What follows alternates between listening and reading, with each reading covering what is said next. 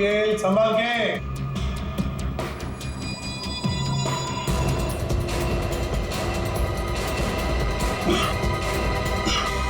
Sir. हाँ, यहाँ पे सूखा हुआ खून मिला है सर, पाइप पे लगा। सूखा हुआ खून मिला? तो फिर जरूर खूनी इसी रास्ते से गया होगा राकेश का खून करने, सेकंड फ्लोर पर। देखो देखो और कुछ मिलता है क्या, बारीकी से देखो। ऊपर और जा सकते हो? हाँ सर। चलो वेरी गुड, जाओ।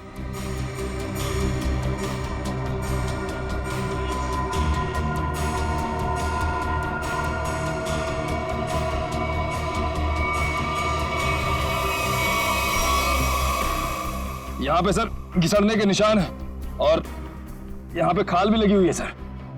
ऐसा लग रहा है कोई घिसड़ गया। अच्छा, ठीक है।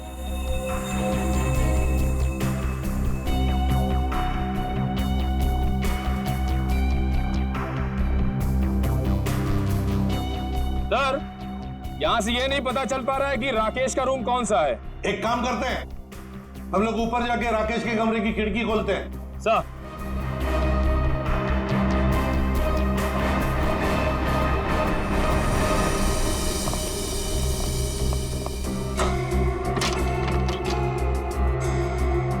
निखिल, आराम से।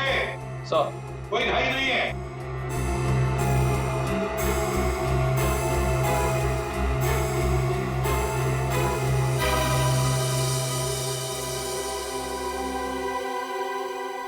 ठीक है आने के लिए रास्ता?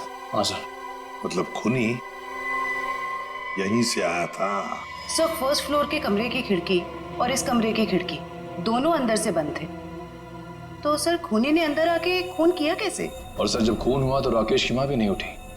और तो और सर, राकेश की माँ की रिपोर्ट के मुताबिक उन्हें कोई नशीली दवा भी नहीं दी गई।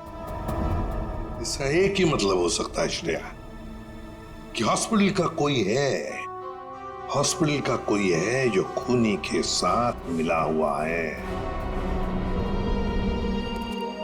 सर, वो सीसीटीवी फुटेज में वो आदमी का चेहरा नहीं दिख रहा सर। उसने चेहरा ढका हुआ था क्या? सर नहीं, चेहरा ढका हुआ नहीं था, मगर वो नीचे देख रहा था। अबे, अरे यार आराम से चला। ध्यान से। क्या है ना सर, वो सीसीटीवी फुटेज में वो आदमी का चेहरा नीचे की तरफ था और ऐसा लग रहा था कि उसे पता है कि कैमरा कहाँ लगा हुआ है। उस फुटेज में गाड़ी का नंबर तो दिखा होगा? है ना सर? एक काम करो, उस गाड़ी की डिटेल्स पता करो। सर, मैंने अपना दिमाग और अपने जासूस जोड़ा दिए सर। गाड़ी के सारे डिटेल्स है हमारे पास। क्या बात है, कभी कभी गलती से तुम सही काम कर जाते हो। सर, ये तो अभिजीत सर हैं, इसीलिए हमारे पास इतनी इन्फॉर्मेशन है, वरना ये तो गाड़ी के बोनेट में ही अटका रहता। अरे अरे, ये सब क्यों बोल रही हो? श्रेया, क्या नाम है उस कपल का जो उसका पीछा कर रहे थे? सर, आदमी का नाम गबरू है और उसने अपने किसी मैकेनिक दोस्त की मदद से वो गाड़ी भाड़े पे ली। कौन से खोली में रहता है ये? सर खोली नंबर 420। 420? हाँ सर। जैसा काम वैसे खोली का नंबर। ओ भाई साहब जी। ये गबरू कहाँ रहता है? सर वो तो रामलीला में है। ये सामने? हाँ जी।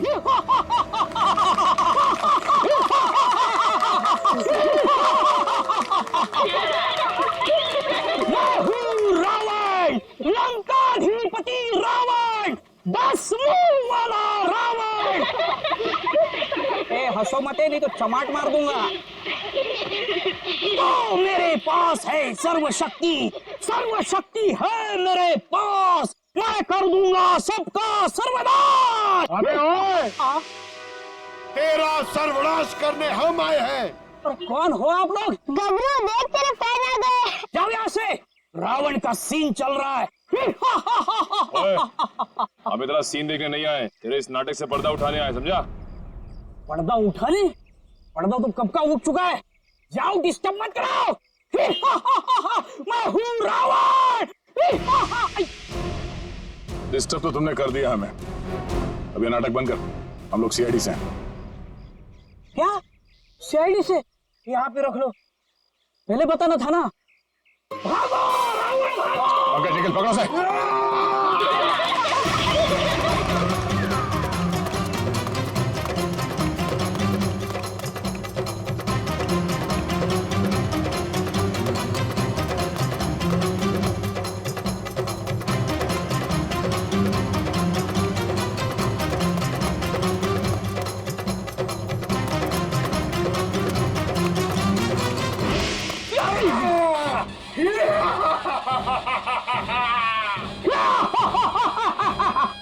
युद्ध के लिए तैयार हो जाओ।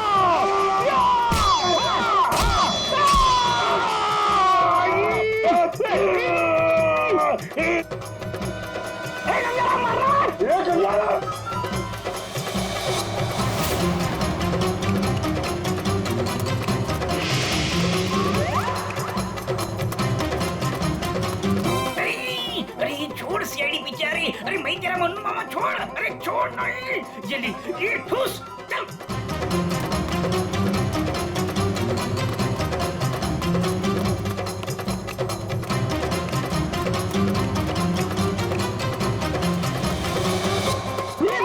कहाँ भाग रहे हो? अरे भाग, पीछे सीआईडी है, भाग भाग। भागी मारो, भागी लगेगा, भागी मारोगे, भाग। सीआईडी पीछे भाग, मेरे पीछे पीछे भाग। भाग भाग को भाग। अरे भाग, सीआईडी पीछे भाग भाग। अरे आगे भी सीआईडी, पीछे भी सीआईडी, यहाँ पानी। बहुत भाग दौड़ कर लिया, चुपचाप खड़े रहे। जरा सा भी हिला ना तो जितने सारे सब एक साथ फोड़ दूंगा। साहब ये भाड़े के हैं साहब। अबे तू रावण है क्या पीटी उषा? नहीं मारू, नहीं सर, मारू। नहीं सर, इतना दौड़ाता है? साहब अब ये बताओ, तुम लोगों ने राकेश का खून क्यों किया? नहीं साहब, हमने किसी को नहीं मारा। डरे हुए चूहे की तरह भाग क्यों रहा था? हाँ?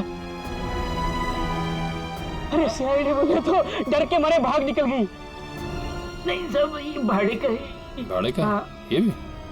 नहीं, अब सच सच बता, कत्ल से ठीक पहले तुम लोगों ने वहाँ हॉस्पिटल के बाहर एक्सीडेंट का नाटक क्यों किया था? हमारी कोई गलती नहीं है सर। उस लड़की ने कहा था हमें ये सब करने के लिए। लड़की? कौन सी लड़की? जिसने एक्सीडेंट का नाटक किया। नाम क्या उस लड़की का? पहचानते उसे? कहाँ मिले थे उसे? नाम तो नहीं पता, हम नहीं मिले। वो हमें मिलने आई थी चौल में। हाँ, परसों रात को ही बोली। तो मेरे एक्टिंग से बहुत इम्प्रेस। आपने देखा ना अभी मेरी एक्टिंग एकदम रियल है कि नहीं है? हाँ, बहुत अच्छी एक्टिंग करते हो, बहुत अच्छे भागते हो तुम। ये बताओ कि इस लड़की ने तुमसे कहा क्या था? उसने मुझे रोल ऑफर किया रियलिटी शो के लिए, और बोले हर जगह ना छुपे कैमरे होंगे, तुम्हें बस है कि नहीं रोड एक्सीडेंट का नाटक करना है। भाई को तो बोलना। हाँ, अच्छा, फिर तुम दोनों ने भेष क्यों बदला? उस लड़की ने कहा था हमें भेष बदल के एक्टिंग करने के लिए। देख, तेरे बचने का सिर्फ एक ही रास्ता है। जो कुछ भी उस लड़की के बारे में जानता है बता। उसे पहचान सकता है तू? नहीं पहचान सकता। और जब भी मिली है ना, वो ऐसे चेहरे पे स्कार्फ पहन के आती थी और काला चश्मा। रात को भी कैसे चेहरा दिखेगा? अरे जब हॉस्पिटल में एक्सीडेंट हुआ था तब तो उसकी शक्ल देखी होगी ना तुमने? नहीं, वो खून से एकदम लथपथ, एकदम लाले लाल था मुंह, पहचान में नहीं आया। अच्छा, उसे किसी से बात करते हुए सुना? नहीं सुना तो नहीं। हाँ, लेकिन मुझे बोली कि तुम बहुत ही अच्छे एक्टर हो, दोबारा जरूर बुलाएंगे। दोबारा बुलाएगी? हाँ। मतलब वो एक और खून करने वाली? ले चलो ने। साहब, हमें तो साहब, वो लड़की है, लड़की को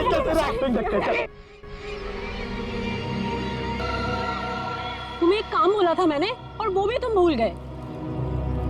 कभी ऐसा हो जाता है। नहीं, ये जो हुआ है ना जानबूझकर हुआ है। जानबूझकर तुमने सनस्क्रीन घर पे छोड़ा है ताकि मैं या धूप में काली पड़ जाऊं और अपने कजिन की शादी में सबसे गंदी लगूं। सॉरी डार्लिंग, हम तुम्हारी कजन की शादी में नहीं जा पाएंगे। वो क्या है ना कि मुझे ऑफिस से छुट्टी नहीं मिली। मुझे पता था, जानबूझकर तुमने छुट्टी नहीं ली ना ताकि मैं अपनी कजिन की शादी में ना जा पाऊं। अरे नहीं बाबा, ऐसा नहीं है। अभी पिछले हफ्ते तुम्हें गोवा घुमाने के लिए मैंने छुट्टी ली थी। अब छुट्टी लूंगा ना तो बॉस मेरी हमेशा के लिए छुट्टी कर देगा। तो क्या हुआ, दूसरी नौकरी ढूंढ लेना। वैसे भी ये नौकरी कौन सा सोना बरसा रहा है हम पर। दूसरी नौकरी?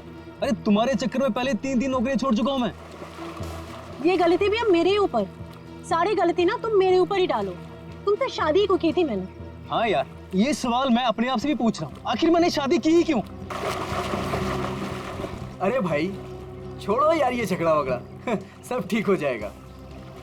अरे कुछ भी सही नहीं होगा यार। मेरी एक बात ध्यान से सुनना, कभी शादी मत करना। पति बनने के बाद ना सारी अकल घास चरने चली जाती है। क्या तुम ये सोचते हो मुझसे शादी करके पछता रहे हो ना? हाँ, नहीं डार्लिंग, मैं अपने मायके जा रही हूँ। अरे सुनो तो सही। तुम रहो अकेले। अरे डार्लिंग मेरी बात तो सुनो। अब तो तुम्हें कोई प्रॉब्लम नहीं होगी ना? अरे सुनो, सॉरी डार्लिंग, प्लीज मेरी बात तो सुनो। अरे मुझे नहीं सुनना है। अरे मेरी बात तो सुनो। तुम हो, तुम अकेले रहना चाहते हो ना? प्लीज मेरी बात तो तुम सुनो। खुश रहोगे ना? अरे ये क्या बात? मैंने सुनने वाली। अरे प्लीज डार्लिंग मेरी बात तो दोस्त- सुनो।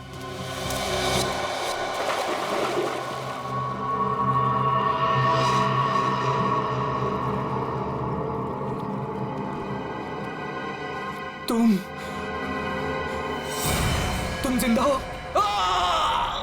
ये तो मनन की आवाज है। हाँ।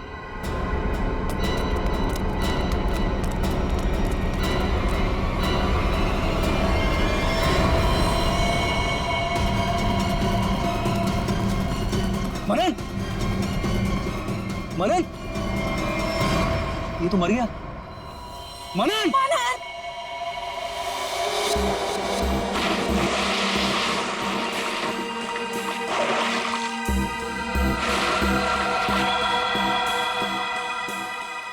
दया रस्सी से गला दबाकर मारा गया है। गले पर रस्सी का निशान इतना गहरा है, लगता है बहुत ज्यादा प्रेशर से मारा गया है इसे। सर इसके शरीर पे कोई और निशान, कोई फिंगरप्रिंट जिससे खूनी के बारे में कुछ पता चल जाए? नहीं देखो, खूनी बहुत चालाक है, उसने कोई ऐसा निशान नहीं छोड़ा। लेकिन फिर भी मुझे लगता है पहले इसे सामने से धक्का दिया गया और उसके बाद इसे सामने से ही रस्सी से गला दबा करके मारा गया। देखो मैं बताओ, अगर इस रस्सी को गले की तरफ रख के कोई पीछे की तरफ से खींचेगा तो ये निशान ऊपर की तरफ आएगा ऐसे। अगर इस रस्सी को कोई इंसान सामने की तरफ से गले की तरफ दबाएगा बहुत प्रेशर के साथ तो निशान सीधा आएगा। और ये निशान यही बता रहा है कि इसे सामने से दबाया गया। देखो ये सीधा निशान, ऊपर की तरफ नहीं।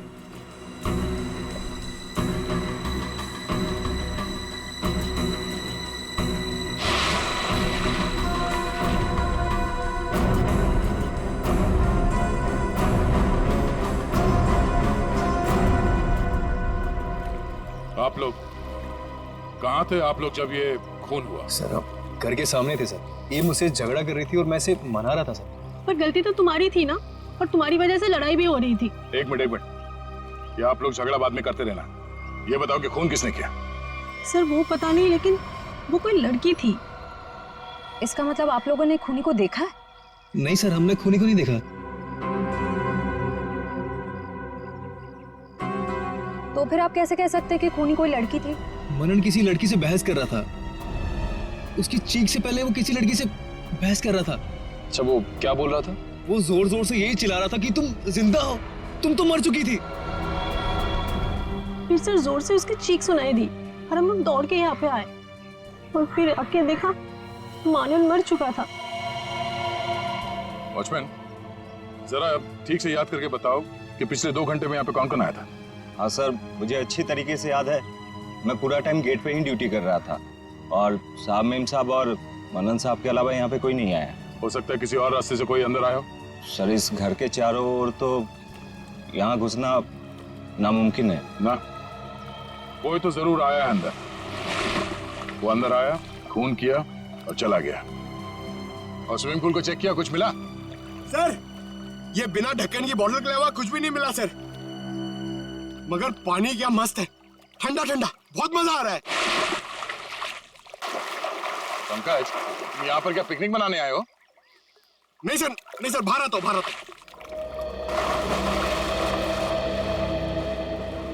ये लड़की कौन है जिसे मनन देख के कह रहा था कि तुम जिंदा कैसे हो सकती हो, और वो यहाँ आई कैसे? सर वहाँ हॉस्पिटल में भी सारे खिड़की सारे दरवाजे अंदर से बंद थे। वो लड़की किसी तरह राकेश के कमरे में घुसी, उसका खून करके वहाँ से भाग गई, जबकि राकेश की माँ वहीं कमरे में मौजूद थी। फिर भी उन्हें कुछ पता नहीं चला। सर यहाँ बंगलों में भी वो लड़की किसी तरह बंगलों के अंदर घुसी, मनन का खून किया और यहाँ से भाग गई, फिर भी इन्हें कुछ पता ही नहीं चला। सर इस केस में एक ही चीज कॉमन है, लड़की। वहाँ हॉस्पिटल में भी शक एक लड़की की तरफ जा रहा था और यहाँ पे भी शक एक लड़की की तरफ जा रहा है। सर ये केस सॉल्व हो गया सर। मैं आपको बताता हूं, ये एक बहुत खूंखार आत्मा है सर, जो एक लड़की की बॉडी में घुस के ये सब पूरा कांड करे। पंकज, तुम्हें क्या अफ्रीडी की बीमारी लग गई है? हाँ? ये आत्मा क्या है? निखिल, चलो। इन्हें फोटो दिखाओ, देखो पहचानते हैं क्या? ये आप लोग इसे पहचानते हैं? सर ये तो मनन का फ्रेंड राकेश है। मनन और राकेश दोनों कॉलेज में एक साथ पढ़ते थे। कई बार मिले भी हैं इससे मानन की पार्टी में, और फिर सर कई बार हमारे घर पे भी आए हैं। राकेश की मौत के बाद मनन काफी डिस्टर्ब था, इसलिए मनन को हमने अपने साथ बुला लिया। तो हो सकता है कि दोनों का खूनी कोई एक ही हो और उसे पता था कि मनन उसे कहाँ मिलेगा। पर सर हमारे सामने अब भी वही सवाल है, वो लड़की इस बंगलों के अंदर आई तो आई कैसे?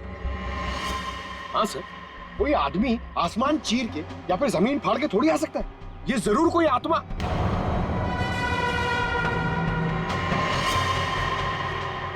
हाँ, जमीन फाड़ के तो आ सकता है। अब जरा देखो यहाँ से बाहर निकलने का जमीन में कोई रास्ता है क्या? सर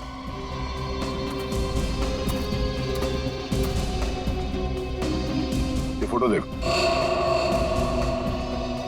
इसे पहचानते हो आप लोग? फोटो में तो कुछ साफ नहीं दिख रही है, कुछ पता नहीं चल रहा है। ये देखो।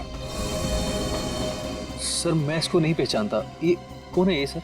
ध्यान से देखिए, शायद कोई निशानी हो जिसे पहचान लो।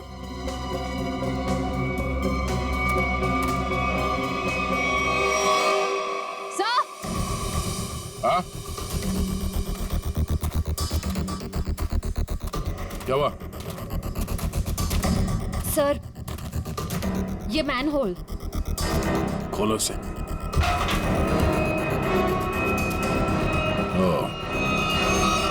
तो ये है उस खूनी के आने जाने का रास्ता। तो खूनी यहीं से आया होगा, उसे सब पता था कहां से अंदर आना है और खून करके कहां से निकलना है। ये काम करो, देखो जरा ये रास्ता कहां पे खुलता है। राकेश का हॉस्पिटल में खून और मनन का स्विमिंग पूल में गला घोंटकर मार देना, दोनों हादसों में कोई ना कोई कनेक्शन जरूर है। लगता है कोई बदला ले रहा है इससे। हाँ सर, 7 साल पुराना बदला। क्या 7 साल पुराना बदला? जी सर। सर ये 2 लोग जो मरे हैं, राकेश और मनन, ये 7 साल पहले जूनियर टेक्निकल कॉलेज में मिले थे और दोनों बहुत जल्द अच्छे दोस्त बन गए थे। और उसी साल एक हादसा भी हुआ था सर। वो क्या? सर एक कार रेसिंग कंपटीशन में एक कार एक्सीडेंट में एक लड़का और लड़की मारे गए थे और उसी कंपटीशन में ये राकेश और मनन भी थे। इन लोगों ने वो कंपटीशन जीती भी थी। मगर सर उस हादसे का इन दोनों की मौत से क्या ताल्लुक है? सर वो जो लड़की मरी थी वो ये है सर, नैना। अरे सर ये तो वही लड़की है जो कार एक्सीडेंट करके हॉस्पिटल आई थी जिस दिन राकेश एडमिट था। और ये है उसका असली चेहरा। सर मैंने इस लड़की की फोटो दिखाकर कंफर्म कर लिया गबरू से। उसने कहा कि यही वो औरत है जिसने उसे पैसे देकर नाटक करने के लिए कहा था और उस नर्स से भी इसी लड़की का ट्रीटमेंट किया था। तो फिर ये लड़की 7 साल पहले मरी नहीं थी? सर उस एक्सीडेंट में एक लड़का और लड़की मारे गए थे और पोस्टमार्टम रिपोर्ट और फिंगरप्रिंट से तो यही कंफर्म हुआ है। तो फिर ये मरी हुई लड़की जिंदा कैसे हो गई? जयवंती, ये लड़की जिंदा नहीं हुई। नैना जिंदा नहीं हुई। नैना की जगह कोई ये और ही लड़की है, कोई और है। सर मैंने इस नैना की पूरी डिटेल्स निकाली है। उसका इस दुनिया में कोई भी नहीं था, अनाथ थी वो। तो फिर दया ये बदला ले कौन सकता है? सर उसी कार रेसिंग कंपटीशन में राकेश और मनन का एक और दोस्त भी था, विक्रांत। एक दोस्त भी था? तो फिर दया, लगता है ये जो भी कोई बदला ले रहा है ना, शायद विक्रांत से भी बदला लेगा। विक्रांत की जान को खतरा है दया, विक्रांत को ढूंढना पड़ेगा। खूनी जरूर विक्रांत के पास पहुंचेगा, जरूर जाएगा वो विक्रांत के पास। ध्यान से। उस लड़की ने इस रास्ते का इस्तेमाल किया है मनन का खून करने के लिए। यहीं से बंगलों में घुसी और यहीं से बाहर आई। अगर यहाँ से बाहर आई है तो उसे यहाँ से बाहर आते हुए जरूर किसी ने देखा होगा।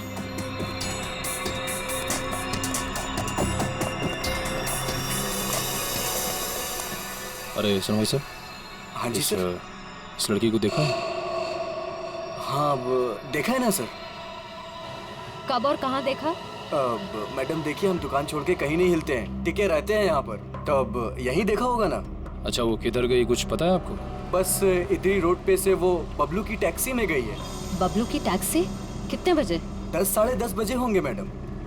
मनन का खून हुआ था सुबह 9 बजे। और क्राइम सीन से मैं यहाँ पहुँचने में तकरीबन 1 घंटा लगा। तो हमारा शख्स सही निकला। भाई साहब, ये बबलू टैक्सी वाले का मोबाइल नंबर है आपके पास?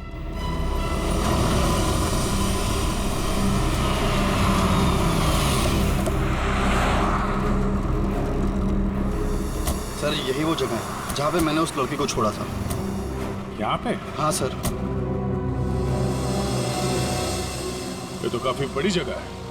यहाँ पे किस तरफ गई होगी लड़की कुछ कह नहीं सकते। एक काम करते हैं, मोबाइल कंपनी को फोन करके पता करता हूँ कि मलाड क्रीम पार्क से सुबह 10:30 से 12 बजे के बीच शीतल नगर में कितने लोग आए, कितने मोबाइल ने ट्रैवल किया है। हमारा सस्पेक्ट उन्हीं में से एक होगा। ठीक है, तुम लोग भी उस लड़की की फोटो दिखाकर पूछताछ करो। पिछले 2-2.5 घंटे में किसी ने देखा है क्या उसे? हेलो,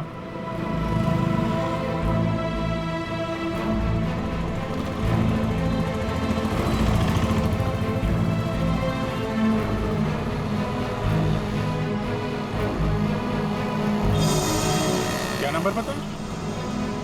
हाँ जी, 57 अभी भी है? ओके, कौन सी building? Thank you very much. 4 लोग यहाँ पर आए थे, उसमें से एक लड़की है जो अभी भी आई है। उस लड़की का मोबाइल जब राकेश का खून हुआ तो हॉस्पिटल के पास था, और जब मनन का खून हुआ तो बंगलो के पास था। इसका मतलब डेफिनेटली वही लड़की है जिसका पीछा कर रहे हैं हम लोग। और अभी ये शीतल नगर में या पारिस बिल्डिंग।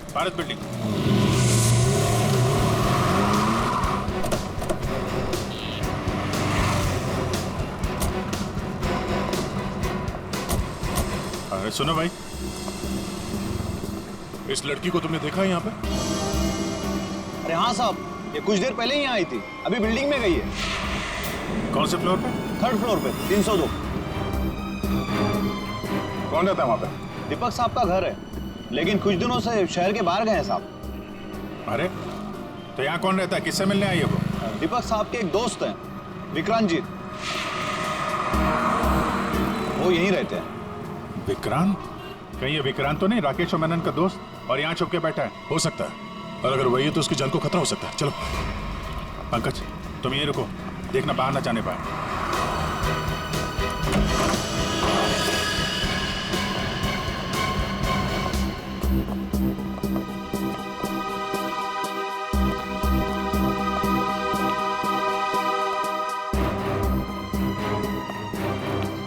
तो कोई भी नहीं।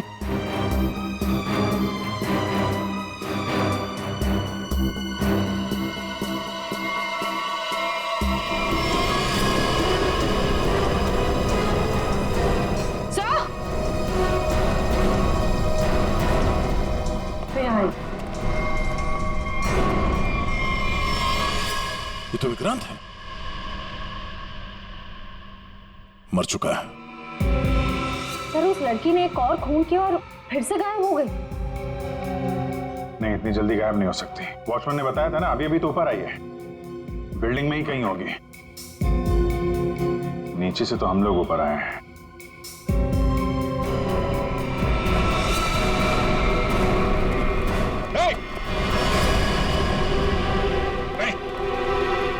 नीचे उतरो, क्या कर रहे हो?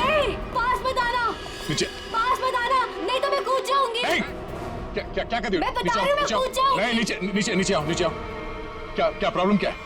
देखो, हम बात कर सकते हैं, हमें बताओ, हम तुम्हारी मदद करेंगे। आ जाओ। मुझे कोई मदद नहीं चाहिए।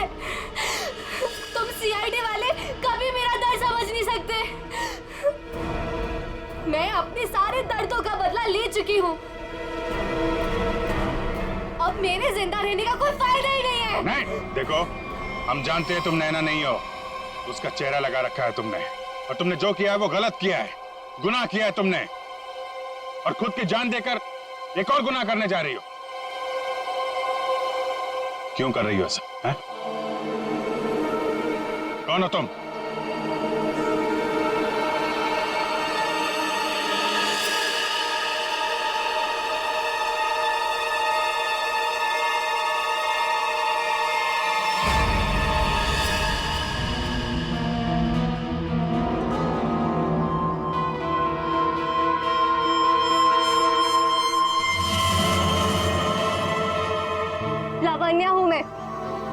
राकेश की मंगेतर। तो तुमने खुद अपने मंगेतर का ही खून कर दिया? खून नहीं किया है मैंने, नहीं किया है मैंने खून, न्याय किया है मैंने। उस जुर्म की सजा जो कानून उसे नहीं दे सका। राकेश ने मेरे भाई और उसकी गर्लफ्रेंड का मर्डर किया था अपने दोनों दोस्तों के साथ मिलकर, इसलिए मैंने भी उसका खून कर दिया। उन लोगों ने तुम्हारे भाई और उसकी गर्लफ्रेंड का खून किया, ये तुम इतने यकीन के साथ कैसे कह सकती हो? वो तो एक एक्सीडेंट था ना? एक्सीडेंट नहीं था वो। उस कार रेसिंग के दिन जब मेरे भाई की कार की ब्रेक्स फेल हो गई थी, तब भाई ने मुझे फोन किया था और बताया था मुझे कि ब्रेक फेल के पीछे राकेश और उसके दोस्त विक्रांत और मनन का हाथ है।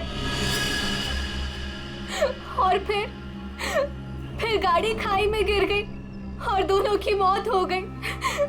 मैं सिर्फ 14 साल की थी। 7 साल इंतजार किया है मैंने ताकि मैं अपने भाई और उसकी गर्लफ्रेंड की मौत का बदला ले सकूं उससे। हॉस्पिटल की खिड़कियां अंदर से बंद थी और सीसीटीवी फुटेज में तुम दिखाई नहीं पड़ी। ये काम तुम अकेले नहीं कर सकती थी। हॉस्पिटल का कोई आदमी है जो तुमसे मिला हुआ है? क्यों? हाँ है, किसी ने मेरी मदद की थी और उसी ने राकेश की माँ को नींद की गोलियां दी थी जो 4 घंटे बाद ब्लड में घुल के खत्म हो जाती है। कौन है वो? नहीं, मैं उसका नाम नहीं बताऊंगी। वो नाम मेरे साथ ही खत्म हो जाएगा।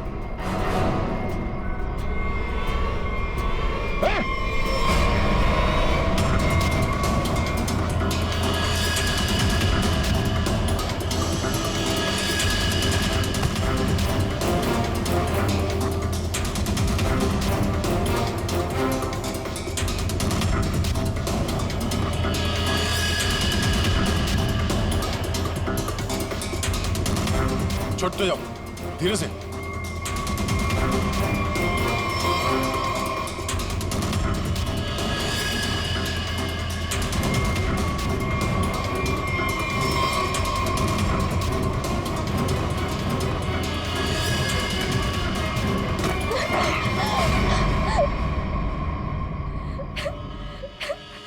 छोड़ दो, जाने दो मुझे, नहीं जीना चाहती मैं। Shut up!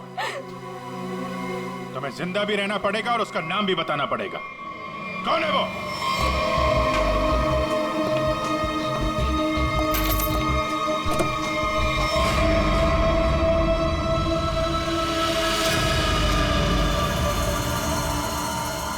अरे डॉक्टर साहब, कहाँ जा रहे हैं?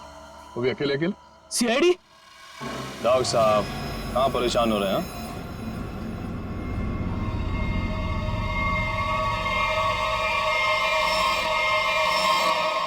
अरे डॉक्टर साहब, हम तो आपको लेने आए हैं क्योंकि आप जिस प्रोग्राम के लिए जाने वाले थे ना, वो सारा प्रोग्राम अब कैंसिल हो गया।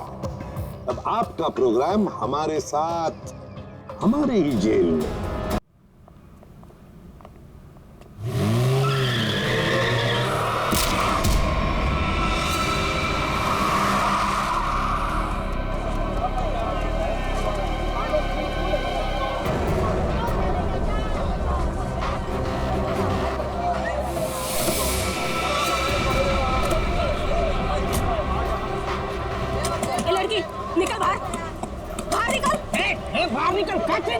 एरोप्लेन की तरह गाड़ी चलाती है, तुझे तो जेल भेजेंगे। दारू पी के गाड़ी चलाती है, मैं तुझे जेल में चक्की पिसाऊंगा। बाहर निकल।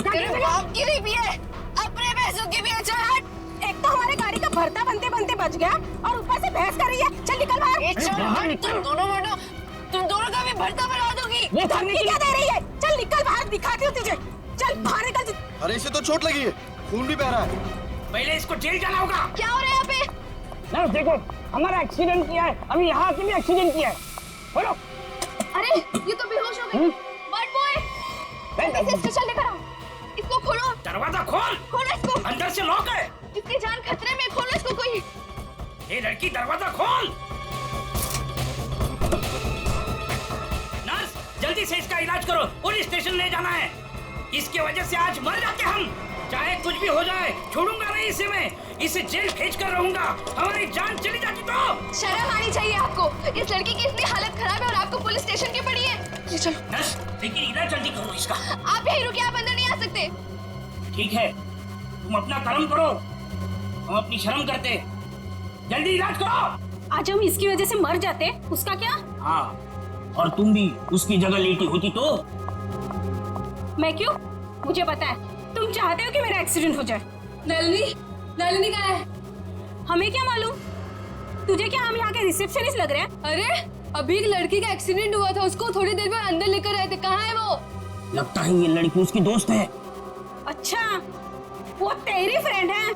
आज तेरी फ्रेंड की वजह से मैं स्वर्गवासी होते होते बच गई। अच्छा, वो तुम दोनों हो? मुझे बाहर से अभी पता चला है। मेरे दोस्त का एक्सीडेंट तुम दोनों की वजह से हुआ है। क्यों किया तुमने ऐसा?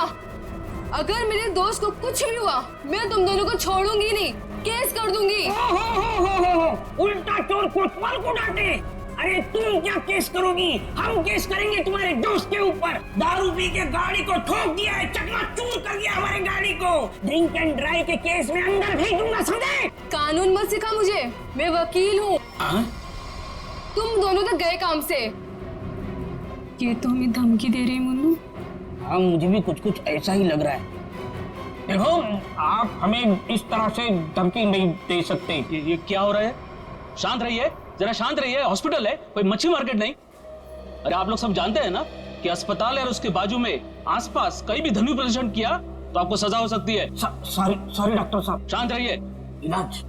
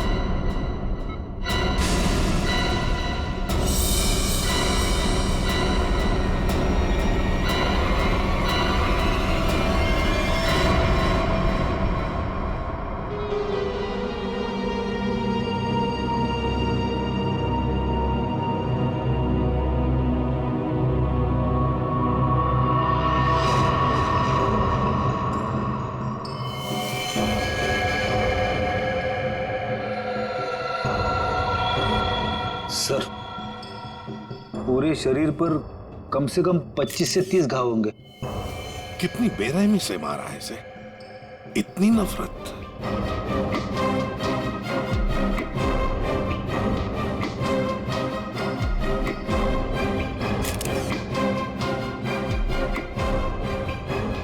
कोई पुरानी दुश्मनी होगी सर।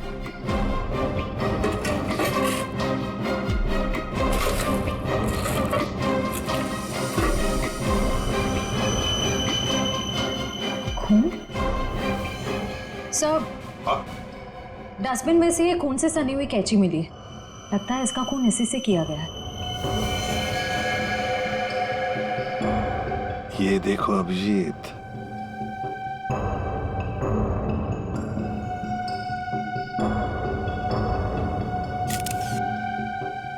बॉडी टेम्परेचर के हिसाब से तो लगता है कि 5-6 घंटे पहले खून हुआ है।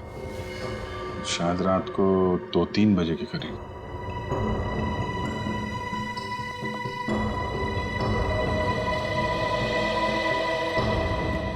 डॉक्टर साहब, ये पेशेंट कौन है? सर, यहाँ के बहुत बड़े बिजनेसमैन वेद जी, इनका बेटा है राकेश। 2 दिन पहले ही यहाँ एडमिट हुआ था। किस चीज का इलाज कर रहे थे? क्या बात है इसे? फूड पॉइजनिंग, पर काफी अच्छा सुधार हो चुका था। आज तो हम उसे डिस्चार्ज भी देने वाले थे। अच्छा, किसने खून किया होगा? कुछ बता सकते हैं आप? नहीं सर। आखिरी बार कब देखा था आपने इसे? लगभग रात को 11 बजे, जब मैं फाइनल राउंड अप के लिए यहाँ आया था। तब तक तो सब ठीक था। राकेश दवाई लेकर आराम कर रहा था और उसकी माताजी भी यहीं पर थी, अंदर सोफे पर। यहाँ? जी। अब कहाँ है मम्मी? वो रही सर, बाहर बैठी है।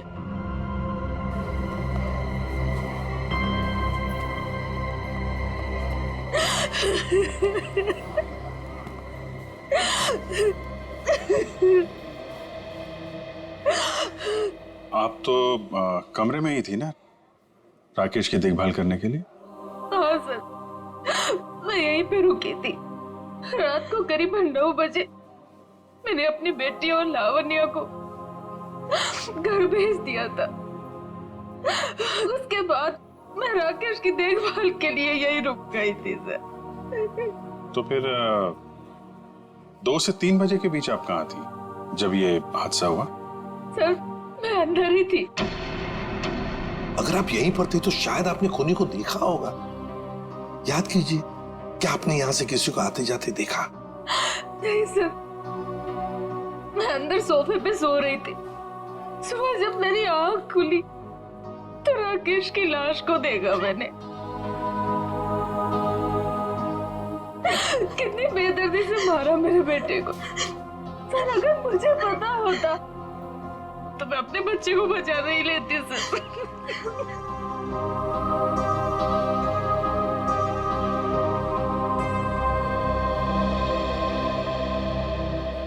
अभिषेक, ये कैसे हो सकता है? राकेश का खून हो रहा था और उसकी माँ बगल में सो रही थी, उसे पता नहीं चला।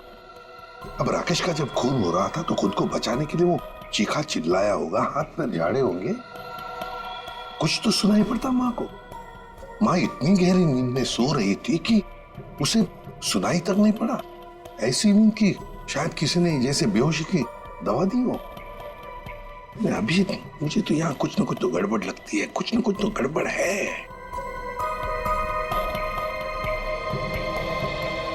डॉक्टर साहब एक बात बताइए, क्या आपने हॉस्पिटल में कल कोई अजीब बात होते हुए देखी? मेरा मतलब है कोई अजीब आदमी या अजीब हादसा, कुछ भी? सर कल हॉस्पिटल के बाहर एक एक्सीडेंट हुआ था। एक लड़की की गाड़ी हॉस्पिटल की दीवार से टकरा गई थी और उसके सर पर काफी चोट भी आई थी।